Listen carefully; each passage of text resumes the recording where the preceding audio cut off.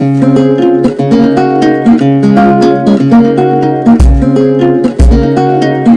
and welcome to RK Study. I hope everybody is fine. आज की इस video में हम पढ़ने वाले हैं क्लास 10th इंग्लिश पोएम जिसका नाम है from I explain a few things, और ये पोएम लिखी है पैब्लो नेरूडा ने। तो आप इस इमेज में देख सकते हैं Pablo नेरूडा, born in 1904 and died in 1973। तो ये एक चिलियन पोइट हैं। ये आप इस साउथ अमेरिकन कॉन्टिनेंट में देख सकते हैं, ये कंट्री, इसका नाम चिली है। तो आइए शुरू करते हैं। अब पहले पोइट के बारे में हम जानने की कोशिश करेंगे, ठीक है, पैब्लो नेरूडा के बारे में। रिकार्डो एलिसेर नेफ्टली रेस बेसोआल्टो, इनका पूरा नाम है। Born on 12 July 1904 and died on 23rd September 1973. Better known by his pen name Pablo Neruda. इनका तखल्लुस क्या है? पैब्लो नेरूडा, ठीक है। इनका असली नाम जो है ये है, और पेन नेम यानी कि तखल्लुस जो है वो पैब्लो नेरूडा है। Was a Chilean poet, diplomat and politician, diplomat भी रहे हैं, पॉलिटिशियन भी रहे हैं। Who won the Nobel prize for literature in 1971। 1971 में इनको लिटरेचर के लिए नोबेल प्राइज भी दिया है। Neruda became known as a poet when he was 13 years old. जब वो 13 साल के थे तो तब ही वो मतलब एज ए पोइट जाने लगे, ठीक है। And wrote in A variety of styles including poems भी लिखी हैं, हिस्टोरिकल एपिक्स भी लिखी हैं। एपिक होता है ए लॉन्ग नैरेटिव पोएम, ठीक है। A prose autobiography, a passionate love poems such as the ones in his collection 20 love poems and a song of despair in 1924, ठीक है। तो अब है इंट्रोडक्शन इस पोएम की, ठीक है। This poem has been written by Pablo Neruda. He was a great Chilean poet, ये चिली के रहने वाले थे। Who was sent to Spain, Spain एक यूरोपियन कंट्री है, ऑन ए डिप्लोमेटिक मिशन, ठीक है। एज ए डिप्लोमेट वहाँ पे उनको भेजा गया था। Where he met great Spanish poets like Raul, Rafael, Federico and became his friends. जहाँ पे वो मतलब स्पेन जब गए वहाँ पे मिले स्पेनिश पोइट्स के साथ जिनका नाम था रॉल, राफेल एंड फेडरिको, ये तीन, और वो ये तीनों जो है उसके दोस्त बन गए। The poem portrays means picturises pre war and post war scenario of the Spanish civil war of 1936।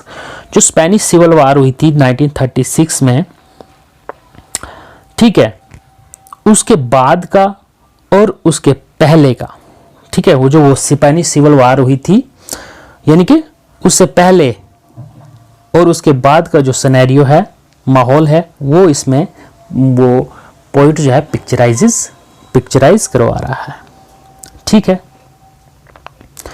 तो आइए अब देखते हैं इसकी समरी क्या है पोएम की। This poem represents the past and present of Spain. Past and present means pre war and post war of Spain, ठीक है। The poet describes the past of Spain as immensely beautiful place. Immensely means very beautiful place. काफी खूबसूरत जगह Spain, with flowers, फूल, beautiful houses, खूबसूरत घर, and fresh vegetables all around. The Spanish Civil War broke out in 1936. Spanish civil war जो है कब शुरू हुई? 1936 में, एंड लास्टेड फॉर 3 years, और 3 साल तक ये जंग, ये स्पेनिश सिविल वार चली। And suddenly the mood off the poet changes, और अचानक जो पोइट का मूड था उसका जो मिजाज था वो चेंज हो गया। He begins to write about the bloodshed, अब वो शुरू हो गया लिखना ब्लड शेड, खून रेजी के बारे में। The brutal murder of his Spanish friends, जो बेरहमाना जो उसका कत्ल हुआ था उनके उसके दोस्तों का, Spanish friends, and destruction all over, जो तमाम इधर उधर जो पूरी जो तबाही थी उसके बारे में उसने लिखना शुरू कर दिया। इन द एंड, आखिर में, द पोइट होप्स, अब पोइट को ये उम्मीद है, that there will be another uprising in Spain, कि स्पेन में एक दूसरी मतलब अपराइजिंग यानी कि जंग होगी, वार होगी, led by commoners, common people, जो कि आम लोग जो हैं वो लड़ाई जो लड़ेंगे, who would rise up in arms, जो कि हथियार उठाएंगे, against the perpetrators of bloodshed, यानी कि परपिट्रेटर्स मीन्स मुजरम, one who carries harmful illegal acts, उनके खिलाफ जिन्होंने ब्लड शेड किया है, खून रेजी की है स्पेन में, उनके खिलाफ जो है वो हथियार उठाएंगे और बदला लेंगे। और आइए अब हम टेक्स्ट पढ़ते हैं और इसको डिटेल में एक्सप्लेन करने की कोशिश करते हैं। I lived in a quarter in Madrid with bells, with clocks, with trees. From there could be seen the dry face of Castelli like a sea of leather. My house was named the House of the Flowers because everywhere geraniums exploded. It was a beautiful house with dogs and little children. Roll, you agree, Raphael. Federico, you agree. Beneath the earth, you agree about my house with balconies where the lights of June drown flowers in your mouth, brother. तो आइए हम अब इन lines को explain करते हैं। इन लाइनों में शायर यानी कि मैड्रिड की खूबसूरती बयान करते हैं। मैड्रिड जो है वो स्पेन की राजधानी है। मैड्रिड एक खूबसूरत जगह थी जहाँ पर घंटे की आवाज़ें, बड़े बड़े क्लॉक्स और प्यारे प्यारे दरख्त देखने को मिलते थे। यानी कि ये खूबसूरती, मैड्रिड की खूबसूरती बयान कर रहे हैं शायर। यहाँ एक ऐसी जगह थी जहाँ आदमी कैस्टली का नज़ारा देख सकता था, ड्राई फेस ऑफ कैस्टली। तो जो कि काफ़ी खूबसूरत था और वहाँ के लोग चमड़े के कपड़े पहने समुंदर के जैसे दिखाई देते थे, like a sea of leather. यानी कि वो जगह काफ़ी मतलब बिजी थी, काफ़ी वहाँ पे एक्टिविटीज़ रहती थी, काफ़ी मशगूल रहते थे वहाँ पे लोग। My house was named the House of Flowers because everywhere geraniums exploded. It was a beautiful house. यानी कि शायर का घर जो है वो फूलों वाला घर कहा जाने लगा, क्योंकि यहाँ जेरेनियम्स मतलब के फूल, जेरेनियम एक क्या है, फूलदार पौधा है, वो हर जगह पे खिले हुए थे। यहाँ एक खूबसूरत मकान था जहाँ हर जगह कुत्ते और बच्चे मस्ती करते हुए दिखाई देते थे। ठीक है, with dogs and little children.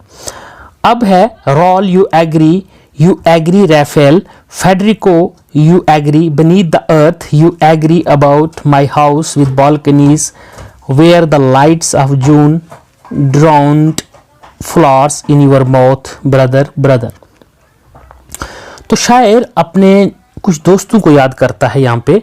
वो दोस्त हैं रॉल, रैफेल और फेडरिको, 3 दोस्त हैं और ये भी शायर हैं। ठीक है, तो उन दोस्तों को याद करता है जो उसे मिलने उसके घर आया करते थे। ठीक है, और ये जो शायर थे रॉल, राफेल, फेडरिको, ये सिविल वार के दौरान मारे गए थे। अब वो ज़मीन के नीचे जो है वो दफनाए गए थे, मरे पड़े थे, ठीक है। उन्हें अब शायर जो है वो याद करता है और कहता है कि मतलब अपने घर के बारे में जो बातें उसने कही थी वो उन्हें भी मानते होंगे, मतलब वो भी जानते थे, क्योंकि वो अक्सर उसके घर में आया करते थे। और शायर का घर जो है ये खिड़कियों वाला है घर है, जहाँ जून के महीने में जून के महीने के साथ फूल इतने ऊंचे उगाते थे कि किसी आदमी के मुंह से ऊपर तक पहुंचने लगते थे। The lights of June drawn flowers in your mouth brother brother, इतने लंबे लंबे वो फूल उगाते थे। तो शायर जो है उन मरे हुए दोस्तों को अपना भाई कहता है, ठीक है। The build of roofs with a cold sun on which the weather vane tries, the fine frenzied ivory of potatoes, tomatoes multiplied down to the sea, ठीक, down to the sea, यानी कि अपने शायर जो है अपने मकान की छत का जो है वो जिक्र करते हुए कहते हैं कि ये सर्दी के जो सूरज की रोशनी काफ़ी खूबसूरत दिखाई देती है। वहाँ एक वेदर वेन है, यानी कि जो विंड की जो डायरेक्शन का जो पता लगाता है वो हर वक्त जो है हिलते रहता है, और हिलते रहने से वो थका हुआ लग रहा था। उसकी घर की छत पर से समुंदर किनारे तक फैली हुई आलू और टमाटर की फसल भी देखी जा सकती थी। Frenzied ivory of potatoes, tomatoes multiplied down to the sea. And one morning all of that burned, and one morning the bonfires leapt from the earth, devouring beings, and from that moment fire. अब मतलब इन lines में poet कहते हैं कि one morning all of that burned, मतलब एक रात वो तमाम स्पाइल हो गया, आग ही आग दिखाई देने लगी, और काफ़ी मतलब वो आग जो थी काफ़ी लंबी चौड़ी आग थी, ठीक है। And one morning the bonfires left from the earth, जो कि ज़मीन से ऊपर उठ रही थी। डिवोरिंग बींग्स, डिवोरिंग होता है उनको जला रही थी, उनको तबाह कर रही थी, उनको खा रही थी, ठीक है। डिवोर करना मतलब निगल जाना, ठीक है, वो निगल रही थी आग इंसानों को। And from that moment fire, gun powder from that moment, and from that moment blood, और वो गन पाउडर वो जल रहा था, और उसी मोमेंट जो है वो खून रेजी हो रही थी, खून ही खून था। Thugs with planes and the Moors, thugs यानी कि लुटेरे, थग्स क्या होता है, लुटेरे, विद प्लेन्स जो कि जहाज़ों में आए थे, हवा के रास्ते आए थे। And the Moors, Moors means हबशी, थग्स विद सिग्नेट रिंग्स, वो जो लुटेरे थे वो उनके पास सिग्नेट रिंग्स थी, यानी कि रिंग्स थी जिन पे लेटर्स या डिज़ाइंस जो थे वो कार्व किए हुए थे। एंड डचेस यानी कि काफ़ी रिच लोग भी उसमें क्या थे, मुलव्वस थे। Thugs with black fryers blessing, वो जो लुटेरे थे उनको ब्लेसिंग्स थी, किसकी, फ्रायर्स थी, यानी कि फ़कीर लोगों की ब्लेसिंग्स जो हैं वो थी उनके साथ। Came through the sky to slaughter children, वो हवाई रास्ते आए, टू स्लॉटर चिल्ड्रन जो बच्चों को कत्ल करने आए थे। And through the streets the blood of children, और उस जो गलियों में जो वो बच्चे थे, बच्चों का जो ब्लड था वो बह रहा था। Flowed easily like the blood of children, मतलब इतना मिकदार में बह रहा था ठीक है, बच्चों का जो खून था वो बड़ी तेज़ी से वो गलियों में बह रहा था। यानी कि पोइट जो हैं यह पिक्चराइज करवा रहे हैं जब स्पेनिश वार जब हुई थी, सिविल वार जब हुई थी, तो कितनी ब्लडशेड हुई थी, वो यहाँ पे डिस्क्राइब कर रहे हैं। Jackals that the jackals would drive away. Jackals यानी यहाँ पे सिंबॉलिक है, मक्कार लोग, ठीक है। That the jackals would drive away. Stones that the dry thistle would bite and spit away. वो लोग जो थे वो पत्थर की मानद थे कि ड्राई थिसल यानी कि सूखे कांटेदार झाड़ियाँ भी उनको बाइट नहीं कर पा रही थी। वो इतने जालिम और इतने डेंजरस लोग थे, क्रिमिनल्स थे, ठीक है। तो उनको कोई भी नुकसान नहीं पहुंचा पा रहा था, वो बच्चों को मार रहे थे, ठीक है। और वो खून जो बच्चों का खून जो है वो फ्रीली जो है वो बह रहा था गलियों में से, ठीक है। तो vipers that the vipers would hate, vipers यहाँ पे जहरीले सांप, वो भी जहरीले सांप की तरह थे, ठीक है, जिनको जहरीले सांप भी मतलब उनको क्या नफरत, उनको बाइट नहीं कर पा रहे थे, इतने मतलब वो डेंजरस लोग थे, ठीक है। वो ऐसे जहरीले सांप थे जिनसे मतलब जो ये आम जो जहरीले सांप है वो भी नफरत करते थे। Vipers that the vipers would hate. Opposed to you I have seen the blood of Spain rise up to drown you in a single wave of pride and knives.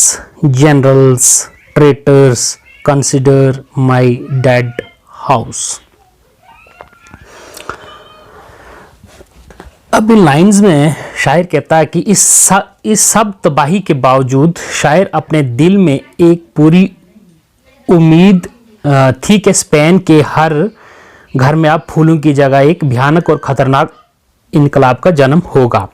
यानी कि opposed to you I have seen the blood